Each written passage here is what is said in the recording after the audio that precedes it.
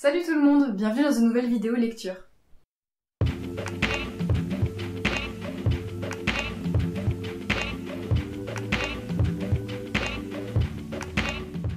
Pour conclure cet été, j'ai eu envie de vous parler d'une lecture que j'ai fait au mois d'août et qui m'a beaucoup plu, qui m'a passionnée et qui m'a marquée. Il s'agit de L'île des femmes de la mer de Lisa Si. Alors c'est un roman qui va avoir lieu sur une île coréenne, plus précisément l'île de Jeju, tout au sud de la Corée. Et l'histoire se passe du début du 20e, je dirais à peu près des années 30, sous l'occupation japonaise, jusqu'au début du 21e siècle. Il faut savoir que l'île de Jeju est une île très particulière. On va beaucoup suivre des personnages qui vivent sur le village, plus précisément le village qui s'appelle Ado sur cette île.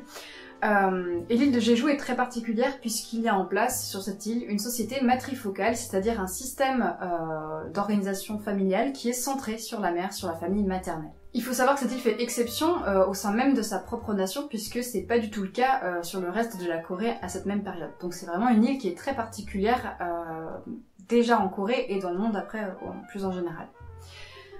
Dans cette communauté, sur cette île, les femmes vont choisir de travailler, elles ne restent pas au foyer, ce sont plutôt les hommes qui vont rester à la maison s'occuper des enfants ou préparer les repas.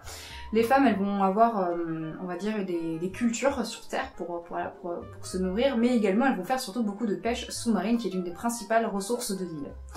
Elles vont donc plonger assez profond, jusqu'à 20 mètres environ, pour aller ramasser des poulpes, des ormeaux, qu'elles revendent ensuite à bon prix. Soit elles mangent certains des produits qu'elles pêchent, soit elles les revendent.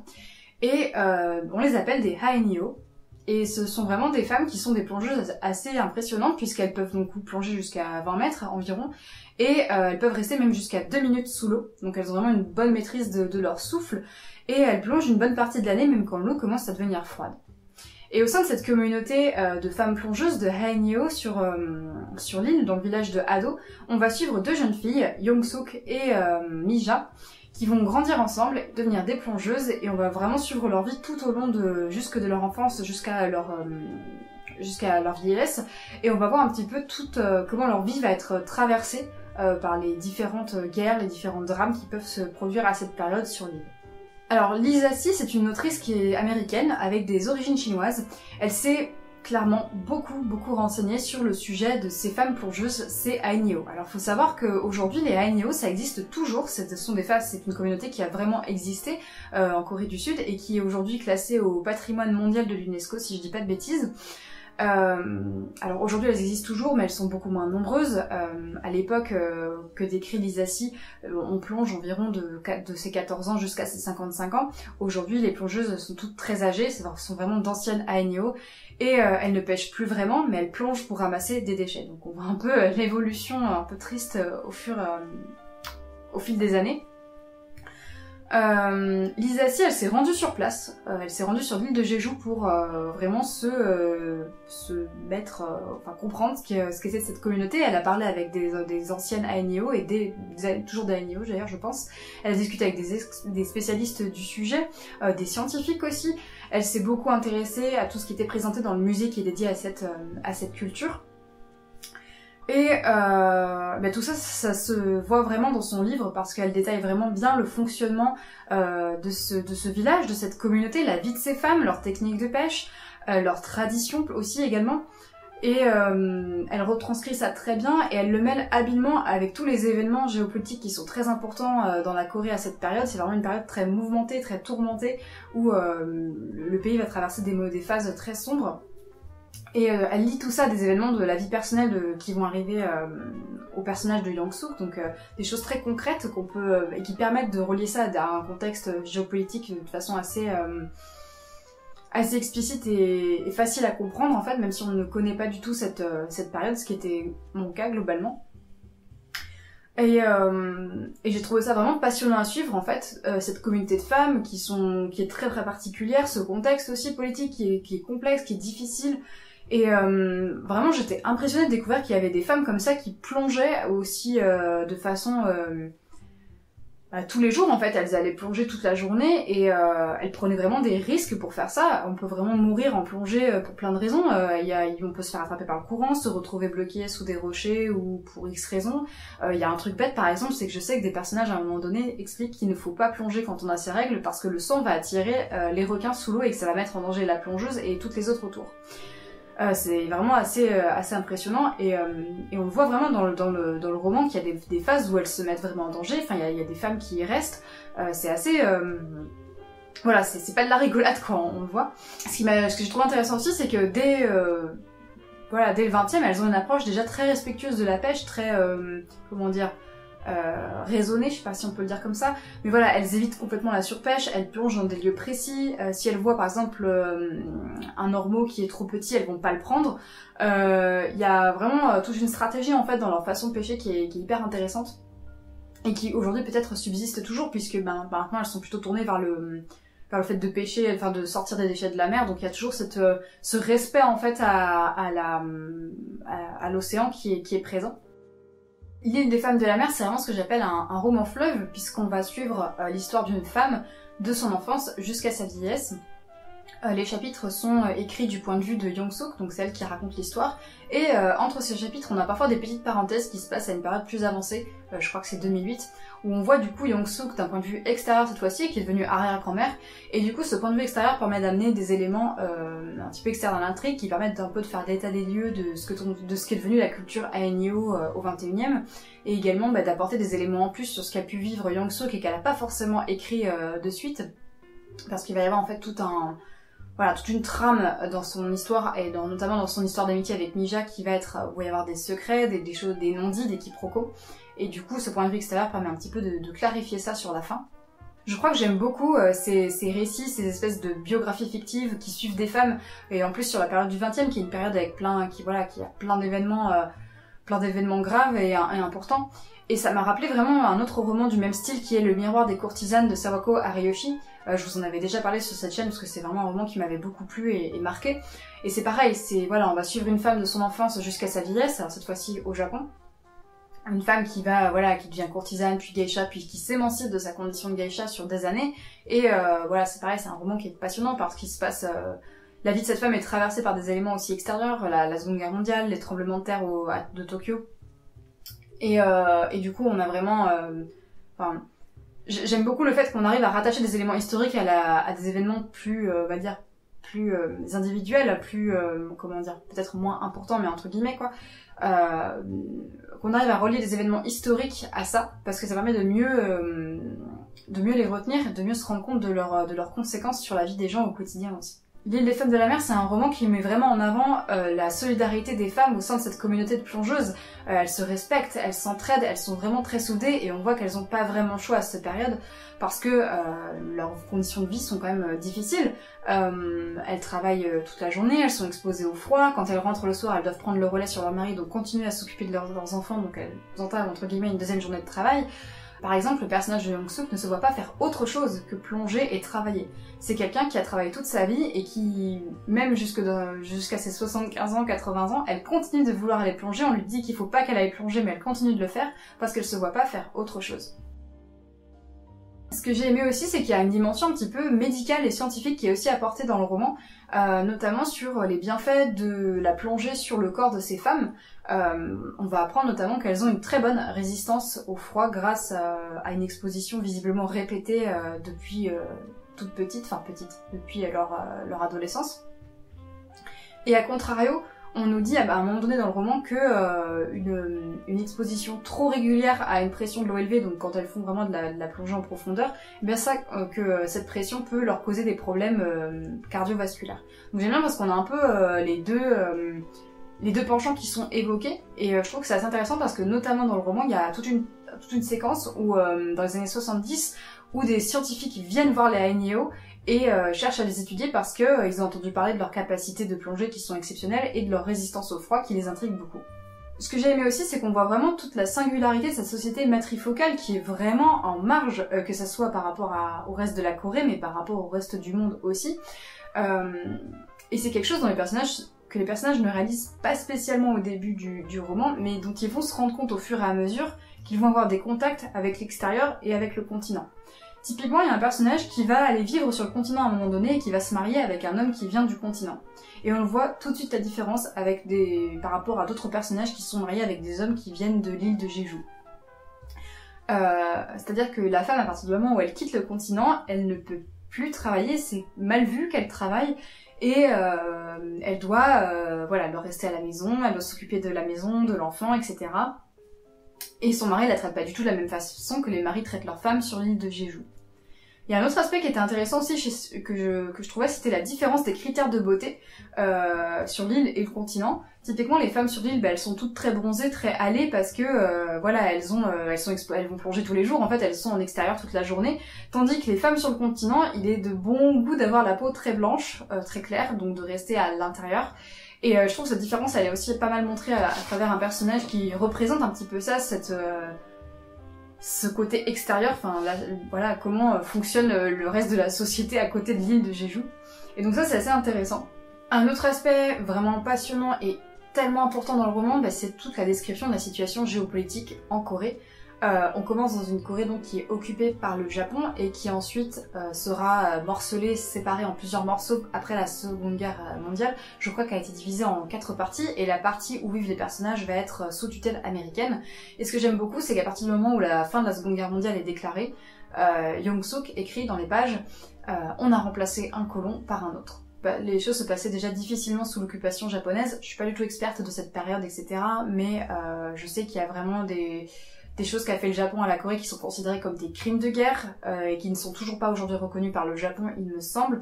Je crois qu'il y avait notamment toute une histoire avec les femmes de réconfort qui sont des Coréennes, qui ont été capturées et utilisées par l'armée japonaise, enfin bref, des trucs horribles. Je crois que c'est toujours pas reconnu par le Japon, enfin bref, un petit peu situation très compliquée. Et en fait, sous tutelle américaine, il va se passer des choses similaires, voire même pires. Le pays va vraiment traverser une période extrêmement sombre. Et je trouve que c'est un roman qui rappelle à quel point la Corée est un pays qui a été traversé par plein d'autres pays, qui a toujours été annexé, dominé, tutélé, je sais pas si ça se dit. Et c'est assez marquant parce qu'un autre roman que j'avais lu qui était écrit par une autrice coréenne, The Underground Village, c'était plusieurs nouvelles, parlait très bien de ça aussi. Alors là, l'autrice pour le coup, avait vécu jusqu'en 44, donc avant la fin de la Seconde Guerre mondiale, et elle venait du nord de la Corée, donc pas à Corée du Nord, mais nord de la Corée, ce qui n'était pas pareil à l'époque, je crois. Et elle expliquait que le nord de la Corée était sous occupation mandchourienne. Donc encore une fois, il y avait une partie de la Corée qui était sous occupation japonaise, une autre qui était sous occupation mandchourienne. Bref, après je crois que la Corée est séparée en plusieurs parties, une partie je crois russe, chinoise, américaine, bref je sais plus exactement, mais voilà, un pays qui est vraiment morcelé, fragmenté, où il n'y a pas en fait le peuple n'est pas vraiment souverain dans son propre pays. C'est comme ça que, en tout cas on le ressent dans les pages du roman de Lise Assi. Et elle décrit vraiment toute la terreur en fait dans laquelle vont vivre les personnages, et même s'ils vivent sur une île qui sont un petit peu préservés de pas mal de choses, eh bien ils vont aussi quand même être témoins d'horreur. Ils vont traverser la menace armée et l'occupation armée est très présente. Et il y a des situations qui sont extrêmement violentes qui vont avoir lieu, il y a des manifestations qui tournent mal puisque les manifestations sont violemment réprimées. Il y a toutes les personnes qui sont potentiellement des communistes, qui ont des pensées de gauche sont traquées et menacées. Young-suk vit elle-même des périodes absolument horribles. Il y a des périodes où il n'y a rien à manger, ou s'ils sortent après un certain couvre-feu, ils se font littéralement massacrer. Bref, horrible. Et ça, il y a vraiment toute une partie du roman qui est extrêmement sombre, où on voit que ça dure pendant des années, il y a pas à manger, tout est censuré, tu sors de chez toi, tu peux te faire taper ou violer, c'est vraiment horrible. Et ce qui est intéressant aussi, c'est que ce côté de répression est présent en fait, peu importe quelle que soit la personne qui occupe le pays. Quand Young-suk est plus jeune, sa mère organise une grève des plongeuses et parce qu'elles estiment que leur pêche n'est pas ce qu'elles ramènent au port pour le vendre n'est pas assez, on ne les paye pas assez pour ce qu'elles font, donc elles vont manifester pour ça. Et la manifestation est réprimée, alors pas extrêmement violemment mais quand même réprimée.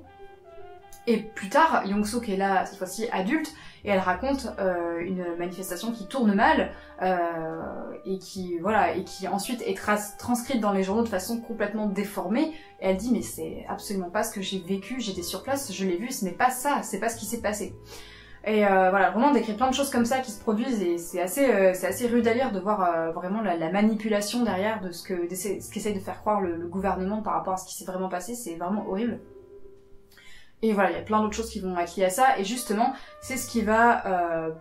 tous ces événements, c'est ce qui va vraiment malmener la relation entre Young-suk et son amie Mija. Parce que ça, c'est un autre point très important de l'histoire. La relation entre Young-suk et Mija, ça va prendre une place très importante dans le livre. Donc Young-suk est né sur le village d'Ado, donc sur l'île, et Mija, elle vient de l'extérieur, elle arrive quand son père est décédé, son père était un collaborateur avec les Japonais. Donc c'est très mal vu, elle est accueillie par son oncle et sa tante qui considèrent qu'elle est aussi coupable que son père, donc il la maltraite. Et donc la mère de Young-suk va prendre Mija sous son aile et elles vont grandir toutes les deux comme des sœurs en fait. Et elles ont une relation qui est décrite dans la 4e de couverture sur la 4e de couverture comme une relation d'amitié.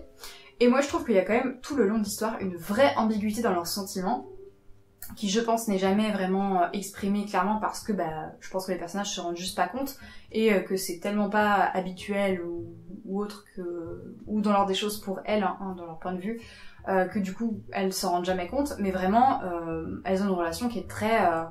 voilà, il y a des moments c'est presque fusionnel, la façon dont elles se parlent, leur proximité, la façon dont elles se touchent, leurs réactions. Une des premières choses que dit Young-suk pour décrire Mija quand elle raconte l'histoire, c'est « Je ne tombais pas amoureuse tout de suite de Mija ». Ok, je trouve que c'est un peu sans appel, la façon, leur désespoir, la souffrance qu'elles ont quand elles doivent se séparer, la façon dont elles se manquent. C'est très très fort en fait leur relation, et c'est une ambiguïté qui va rester tout le long du roman. Et ce qui me fait un petit peu sourire aussi, c'est que chacune, voilà, elles vont chacune se marier, voilà, c'est dans l'ordre des choses pour elles, ça permet d'assurer leur survie, leur subsistance, d'avoir une progéniture, donc c'est très important pour elles. Mais ce qui est drôle, c'est que dans tout ça, la relation à leur mari va rester toujours, j'ai l'impression, secondaire par rapport à la relation qu'elles ont toutes les deux. Et c'est un truc vraiment très fort et qui va traverser tout le roman, et qui derrière permet de montrer comment tous ces événements, toutes ces attaques armées, tous ces changes, ces bouleversements politiques vont en fait détruire des relations, détruire des familles, détruire des amitiés, parce que voilà, on est séparés par la force des choses, on doit entretenir des secrets pour se protéger les uns les autres, enfin en pensant se protéger les uns les autres. Et c'est aussi ça qui va se traduire dans le roman sans spoiler, c'est vraiment tout ce côté comment cette relation va être malmenée par tout ça, et jusque tard en fait, tard dans le temps, on va dire très tardivement, les choses seront, des secrets seront, on va dire, enfouis entre guillemets. Donc vraiment c'était un roman absolument passionnant à tout point de vue. Je pense avoir essayé de décrire un petit peu tous les aspects qui m'ont beaucoup plu dans cette histoire. Je suis vraiment très impressionnée par le travail de Lise Assis sur ce roman. Je trouve qu'elle mêle parfaitement un style clair, efficace pour parler de relations de personnages très fortes, pour parler d'une communauté de femmes un petit peu oubliée, pour parler de contextes politiques difficiles, d'une période complexe dans un pays. Elle le fait extrêmement bien, j'ai trouvé ça passionnant. De toute façon, quand j'ai lu la 4e des couvertures, je me suis dit qu'il y avait tout pour me plaire. Enfin, ça va parler d'une histoire d'amitié entre des femmes qui vivent près de la mer, bref. Tout avait l'air intéressant et je n'ai pas du tout été déçue. Je suis très curieuse de m'intéresser au reste du travail de Lise Assis parce que visiblement elle écrit d'autres romans qui s'intéressent beaucoup à la culture asiatique en général. Alors peut-être plus la Chine, je ne sais pas, faudrait que je me renseigne, mais en tout cas ça doit être un continent qui lui plaît et sur lequel elle aime beaucoup se renseigner et écrire, donc je trouve ça très chouette. J'espère que je vous ai donné envie de lire ce livre parce qu'il est vraiment excellent. Je l'ai pas trop dit, mais voilà, encore une fois, il y a des moments très sombres qui sont décrits et la lecture peut être, pour ma part, a été difficile à certains moments parce qu'il y a vraiment des choses, des tragédies qui sont décrites et des moments absolument horribles. Donc faut quand même être préparé à ça, qu'il y a des moments qui sont sombres.